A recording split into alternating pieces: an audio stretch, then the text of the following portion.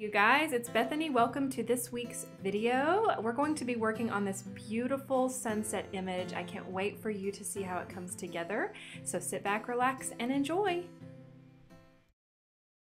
Okay, everybody, welcome to today's video. As you can see, I'm working on a piece of old UArt. This was actually a trimmed piece, and so this area down here, I am just going to choose to cover that up. UArt is great. You can layer all kinds of stuff on it, and it doesn't, it's pretty tough. But what we're going to do today is a sunset image, and you can see that pop up over here. It's this beautiful, I was driving. This was an older reference of mine, but that beautiful sunset just really caught my attention. Whenever I do a sunset painting, I really want to avoid the middle to avoid putting the horizon line in the middle. And so to do that, just to remind myself, I like to make a little mark just in the middle of the piece just to say, don't go there. And since it is a sunset, I want to focus mostly on the sky. So because of that, I'm going to choose this really low horizon line. I'm going to just make a simple mark with my pencil, holding it at the end.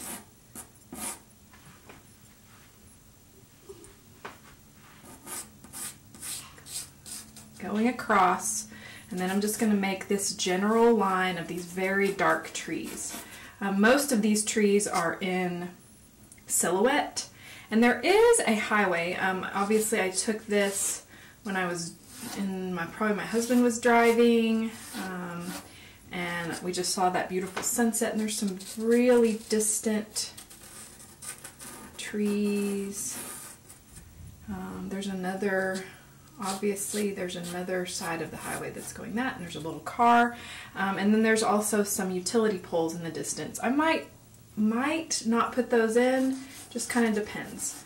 And there is absolutely no detail in this section where there are those really dark trees, and so this is something just kind of left to interpretation, and we'll work on that in a minute. Usually when I'm working in a sunset image, I like to work the darker bottoms of the clouds and then up, and then I'll work the land.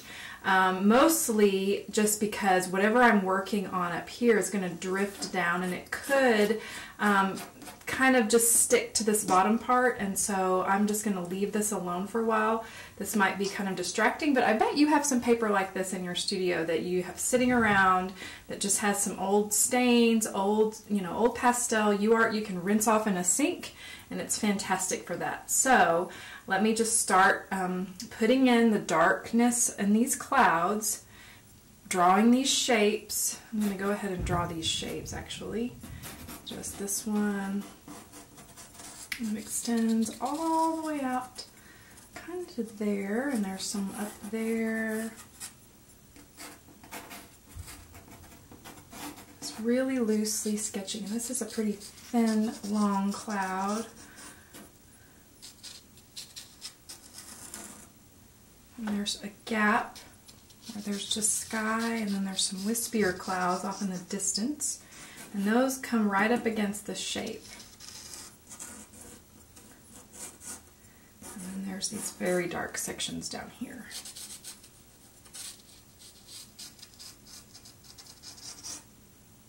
And then it almost, where the sun is, right there, I'm just going to leave that open.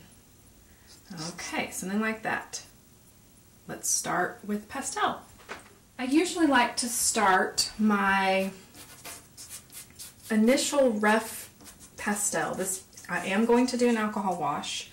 And I kind of like to choose the tone, especially for clouds, of the darkest part of the cloud, and then working my way up in value. The same kind of concept as trees, starting from the darkest, working to the lightest.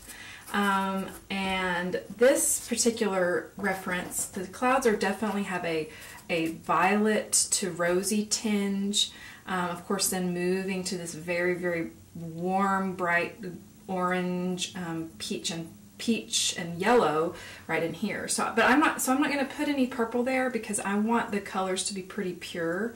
And so right now I'm just putting in the darker values. This is a Giraud pastel. This is this is a Giraud. This one is a little bit more medium in its consistency, and I'm using an incredibly light touch. If I was to touch my hand, I would just be tap, tap, tapping. Just barely. I'm not pushing at all. I'm just gently, gently touching the paper, scumbling that on, kind of glazing the paper in a very gentle manner. Now I'm going to put in new pastel. This is a rosy violet kind of tints. It's not quite pink, it's not quite lavender, but it's like a kind of a mauve. It says right here that it's 316P, and this is a great color for that top where it's getting a little warmer, a little lighter. And I'm going to blend all of this together whenever we're putting on more of the alcohol. Not being too precious about where I'm putting it, although I am following the shape, but I'm just still tap, tap, tapping around this sky. You'll notice that I'm doing the clouds first instead of putting in the sky color first. I'm going to wash this in, and then I'm going to work on the actual background of the sky, the blue sky. Taking my number 6 fan brush and a jar of rubbing alcohol, I'm just going to whisk those colors together, following the pattern that the clouds create. And you'll see that, you know, using the brush allows you to create thinner washes, moving this pastel around. Some parts can be very dark, and then when it drips and glazes the paper, it can be a little bit lighter, just depending on your strokes. You don't have to use a fan brush. You could use any type of brush you're comfortable with. I like the fan brush because it just kind of creates movement. I don't always use it in skies. Sometimes I just use a flat. But I just grabbed this one because it was handy on my table.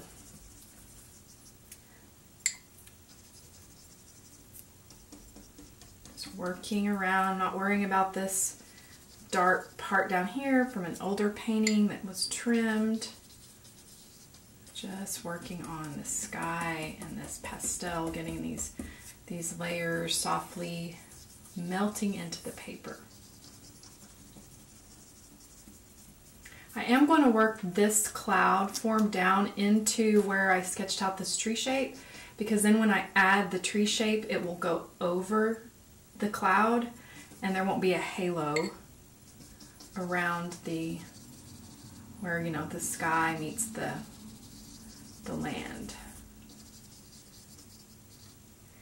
And I look, you know, people have commented before that, you know, my references, of course, don't always match the end piece. That's because really when I'm looking at my reference, I'm looking at the major shapes, and then once those are established, I just kind of quit looking at the reference. I don't want to copy exactly. That doesn't, to me, that's not very fun.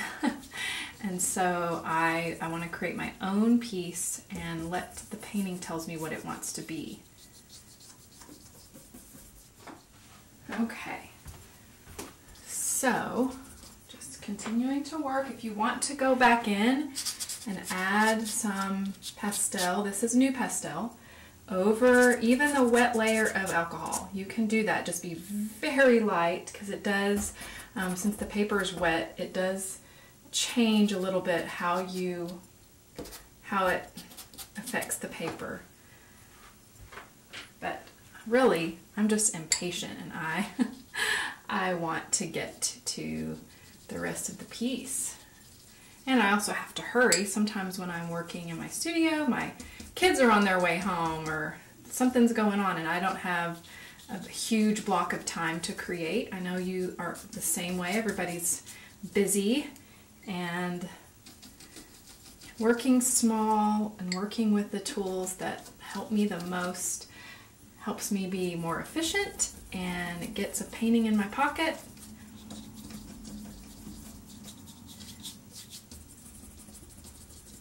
bringing those clouds down in here.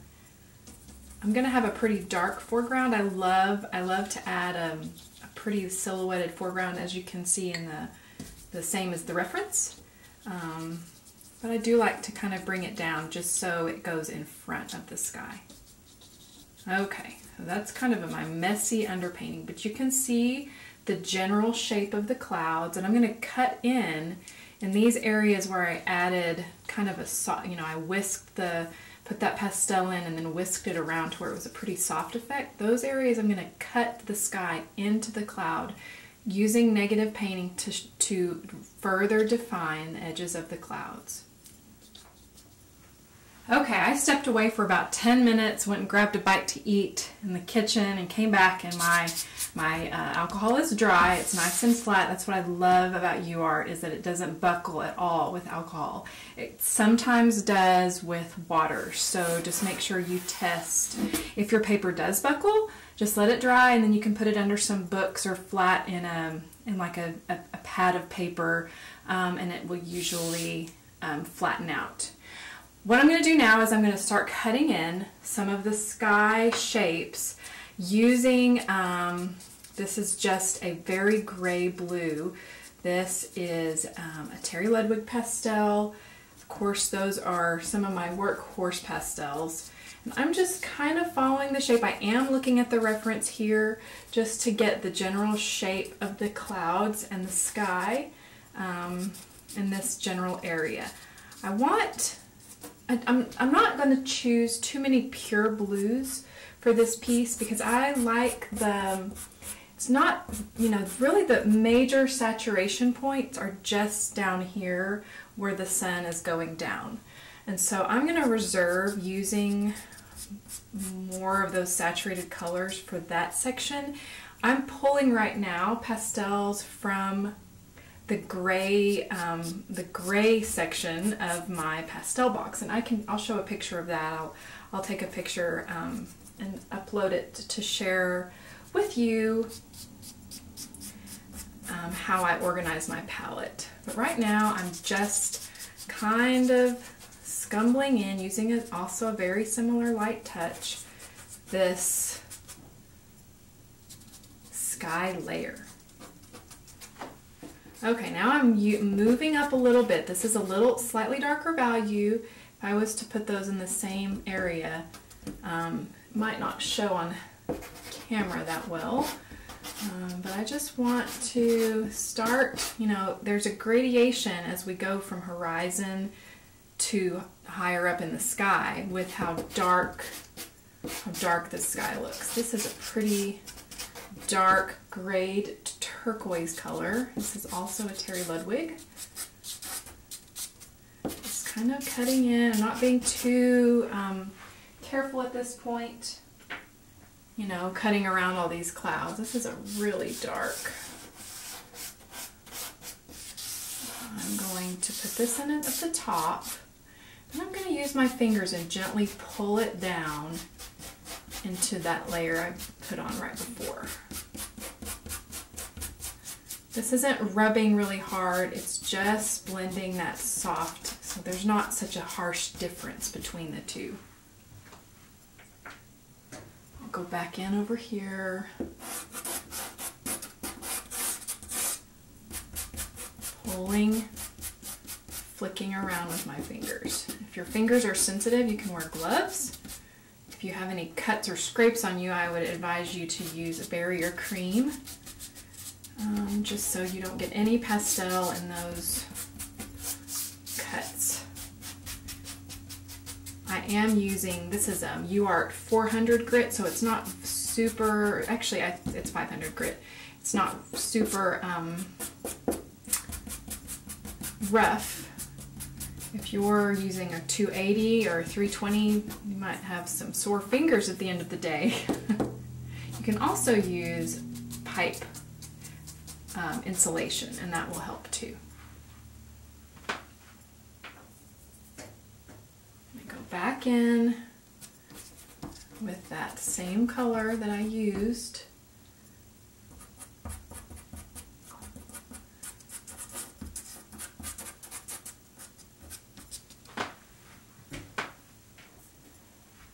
Now I'm also going to go back in with that same mauve new pastel, just to kind of, you know, whenever I was smoothing it, I lost some of those edges of the clouds. And so I'm going to try to get some of them back, just very lightly over the sky.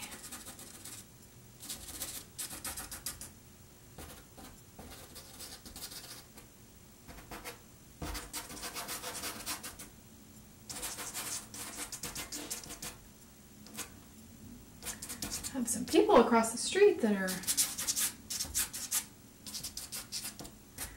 making the light shine in my studio. Okay, now I'm going to start bringing in some more of the yellows and the light. We've created the shadows. Now let's add some light to especially the undersides of these paintings. Since our sun is down here, it's shining up. And so that's why in this particular section especially, this higher part of the cloud is darker and you can see the light underneath. Once again, using a pretty gray, this is a very gray golden color. I don't want to add those pure tones just yet. I'm still just adding, you know, slight color variations. You can use a little harder marks in this area. These marks are a little bit more defined and are just going to add some really pretty touches to your painting.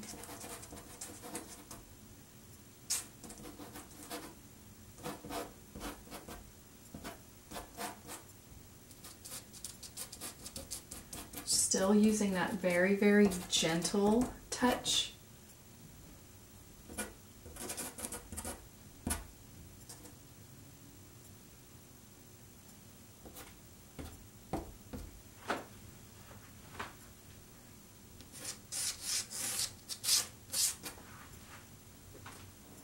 Now I'm going to bring in a slightly brighter pink than this mauve. It's very close to mauve. This is a Rembrandt.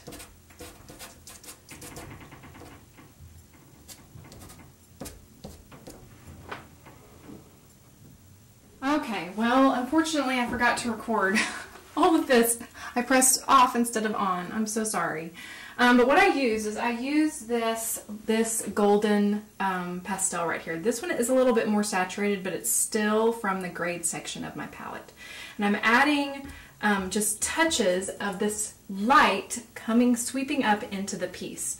I use harder marks, and then when I do that, you can see that automatically makes the cloud have form, because on the front edge, the one closest to us, it's more defined. As the cloud recedes, it gets softer. This is a great tool to use for your clouds and for trees, really for anything. Is what is in front of the object is harder than what's behind or what's further back in the distance. You don't want to use that method all over the painting, especially on the far edges, because those hard edges will draw the eye. I really like to, you know, keep my hard edges somewhat centered in the middle, or, you know, just in my center of interest if I'm using the rule of thirds. And right now I'm going to move on to this darker foreground. This is distracting, and I realize that, but I wanted just to show you guys how you can use old paper to create new pieces. This is going to be the darkest value I have, so that's going to really make this make more sense. And after I do that, I'll be able to further define my focal point. I want to just kind of establish this before I go and define that area. Now, for very, very dark foregrounds, I like to use straight charcoal. It's the right value, and I can build on top of it with greens or blues or whatever I want. But it just gets me to a dark value pretty quickly. I will also put this in with rubbing alcohol. I'm just following kind of the general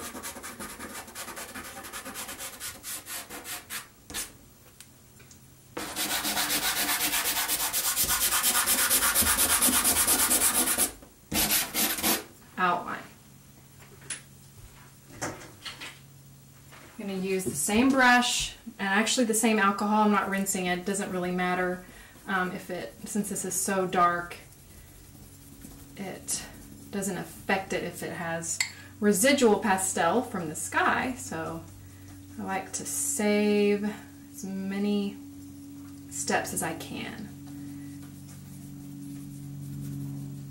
You'll just notice that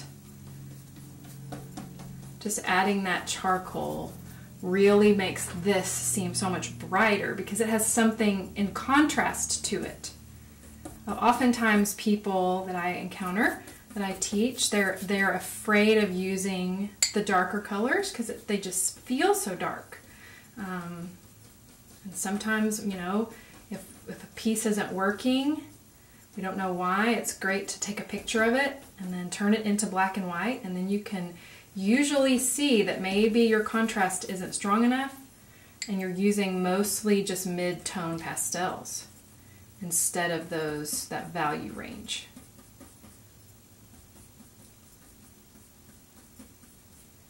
Just working that in, and you can see that brown spot just completely disappeared. Now this has no shape down here at all. This is just the general dark outline, but I'm going to add on top of it. And I can, kind of move the charcoal up into that sky a little bit, just so it looks like it's in front of it. Those distant trees and bushes and stuff.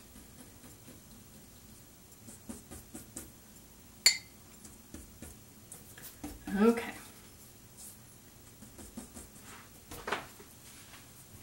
For not very long. This dried really, really quickly. I'm going to re-establish this dark tree line, and I am going to follow. You can see that there is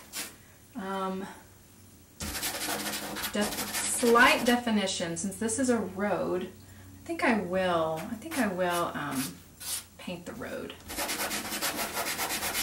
So you can see that there's a shoulder area right here where the trees are higher. There's a little grassy areas. There's some, the very distant tree line. I'm going to reestablish that. There's a road over there. Distant fields. A little darker.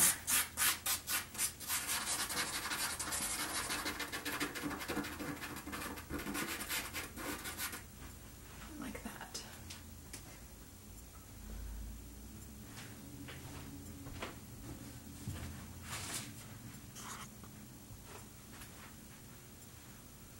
Okay, now I feel like it's time to add some of the more orange highlights. I haven't really added any orange yet. To this piece. This is a Rembrandt. I actually really love Rembrandts and use them a lot. I prefer the harder to medium pastels a little bit, as I just think they're easier to work with, especially for glazing techniques.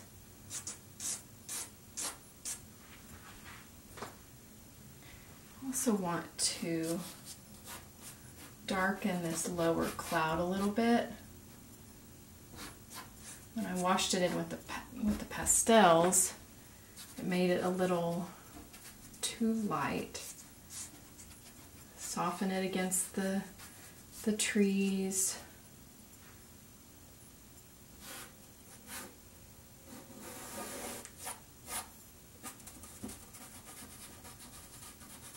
Distance, the edges are softer, and so you can just gently wiggle your finger around on those distant tree lines to create a softer gesture. The closer we get, the edges would be harder.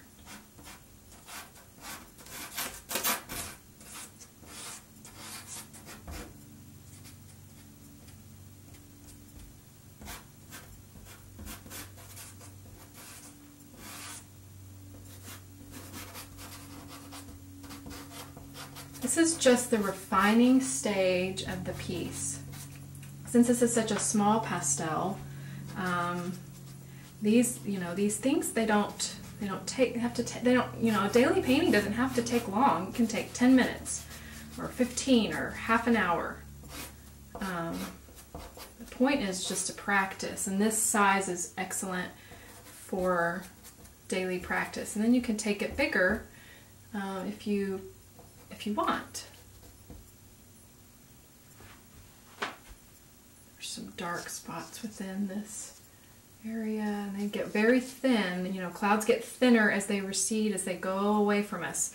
The clouds that are above us are fuller because that's our point of view. We're looking more up.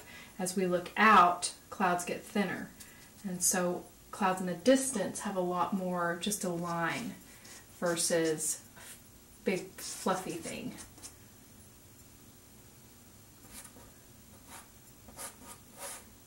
Okay. This is dark. Here. Okay, now I'm going to go back in with that same Rembrandt. As I was adding it, I decided I needed the foil of the darker contrast of the purple for it to slightly blend with.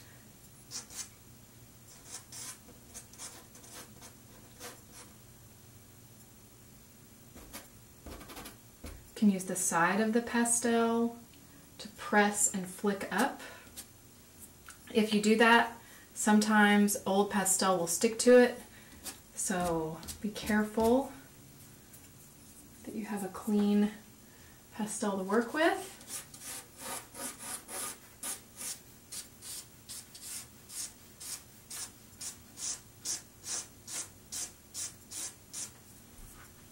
I'm going to add the sun, setting sun, with this very, very bright Great American.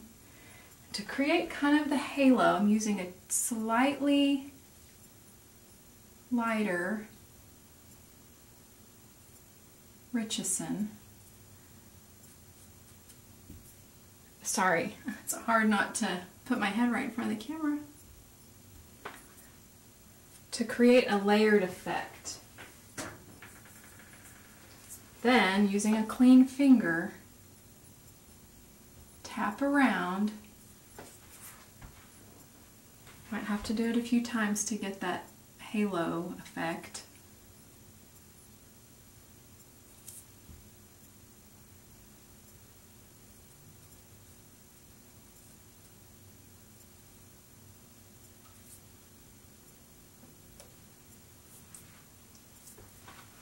If you've smudged some down here where you don't want it, just add the charcoal back. You can also take a hard pastel.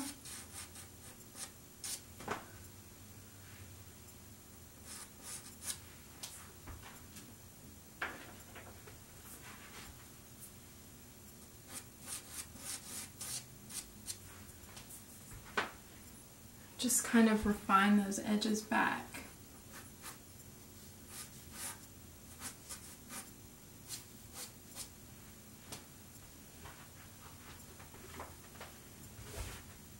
I'm going to add some pure, that's hard to say, pure whites, although this is a very creamy white. This is a yellow white. Just to add a little bit more variation.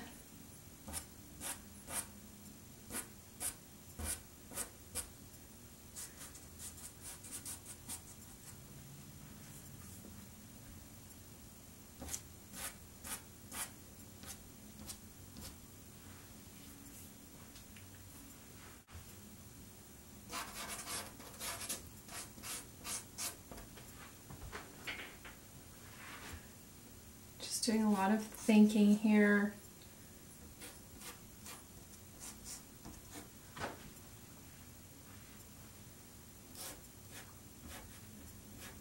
always cut back down into what you've painted.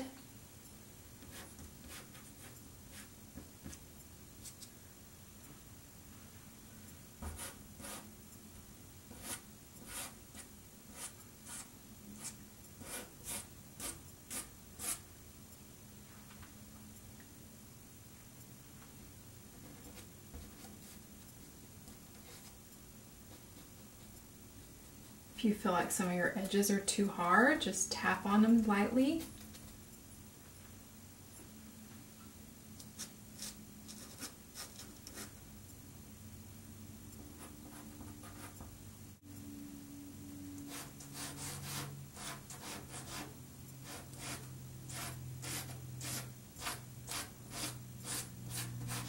If you're not loving the shapes of your pieces, you can always go back and look at your reference. See if there's anything that you could change.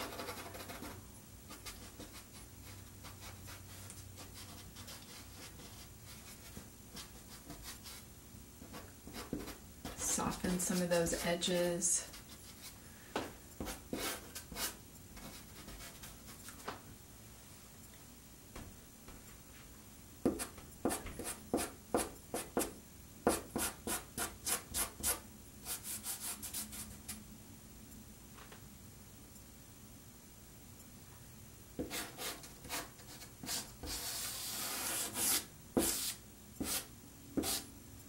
You can also lightly scumble over your clouds. Those will make them recede while not completely erasing it. Now what I'm going to do is I'm going to knock down some of the purple over here by just applying a dark gray, just to kind of knock down the saturation over here on the edges.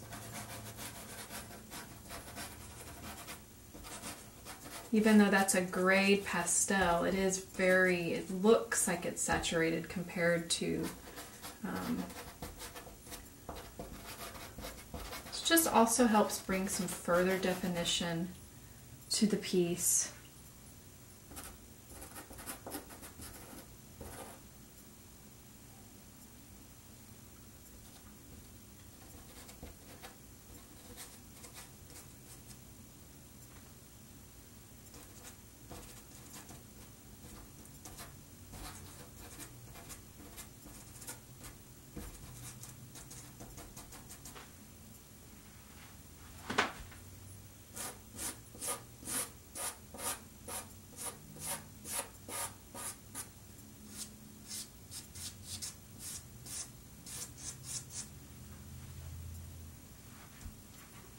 Okay, and I'm also going to use the same gray down here, although that to me feels so light. Let's see.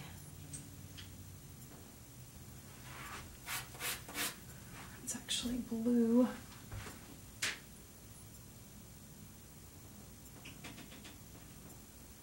These dark foregrounds can be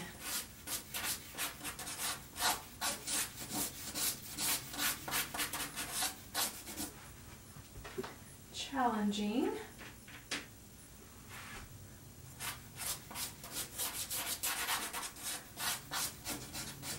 At this point though, I could always change it if I wanted.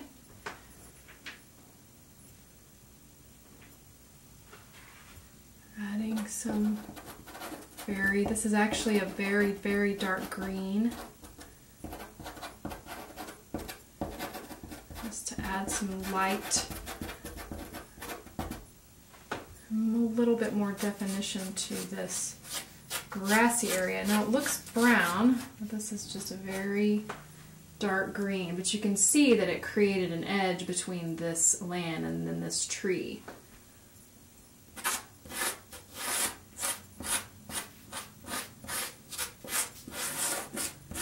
Trying not to put my head right in front of the camera.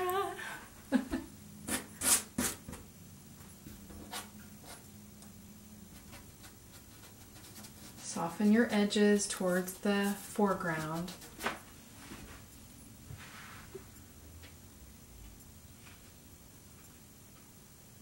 If you want to add a glimmer of more pure green, try to limit it to closer to where the light is instead of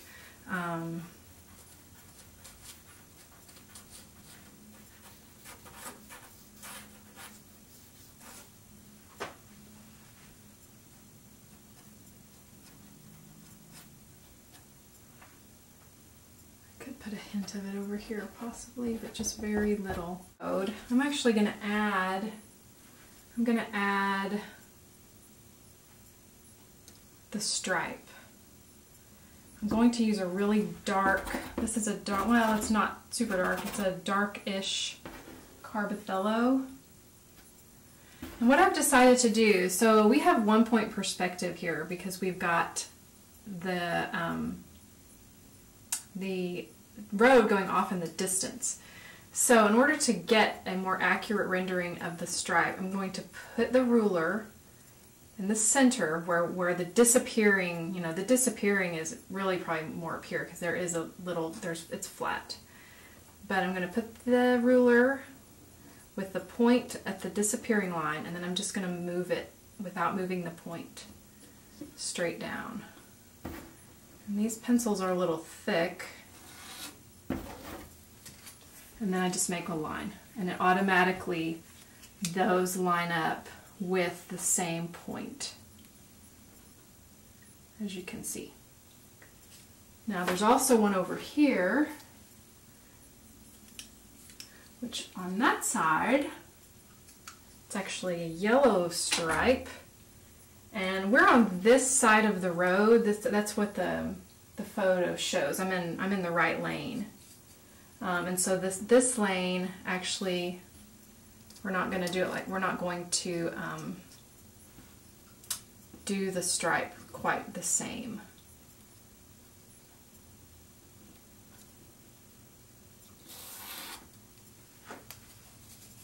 Just a very light mark. And then for the dotted lines, I'm going to start the same. Move my, let's see, I'm also really looking at the reference right here because I want to get the angle right. And I'm not an expert on perspective. If I've misstated, let me know. Sometimes, people have pointed out to me for old videos, definitely where I've misspoken on some things, and I always appreciate it because I want to be accurate. Sometimes it's just me not thinking as I'm talking, which I often do. Sometimes I'm just talking away. That's one thing. Whenever I go and do more demos around the country, and most art societies ask if I'm comfortable in front of a crowd, and I really am. I have a theater background, and so I was trained how to be in front of people. So sometimes I just talk and I'm not really thinking. I'm talking more to myself sometimes. Do you ever do that? Okay. I think that's about finished. I'm not sure that this dotted line is in the right place. If you need to cover something like that up, just go back over it with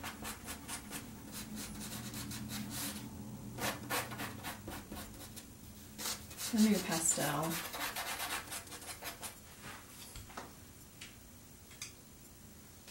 Maybe it needs to be further.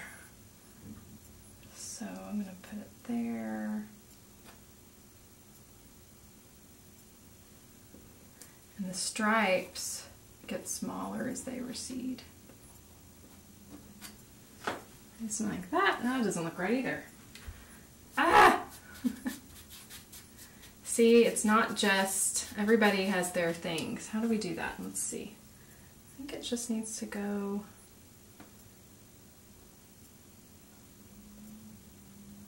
We're in this lane, and there's that one that goes out. I think maybe this yellow line is too far over. I think that's really the major problem. There, I like that. Okay, I'm going to call that finished. So as you see, we worked on the clouds. We worked up into the sky. We cut back in, which, you know, you could. This is a small piece, so I probably wouldn't fuss with it anymore too much. You could, but this is a good small study, especially if you wanted to go larger. If you wanted to clean up some of those edges, make some harder, more defined marks. You know, this is where you cut into those layers. You know, cutting in, you know, little harder marks. Clouds aren't flat though, so if you make a really hard mark, you know, that cloud right there is completely flat. And that's not normally how clouds are. And so I do like to soften those, or at least wiggle my pastel a little bit so it doesn't look so harsh.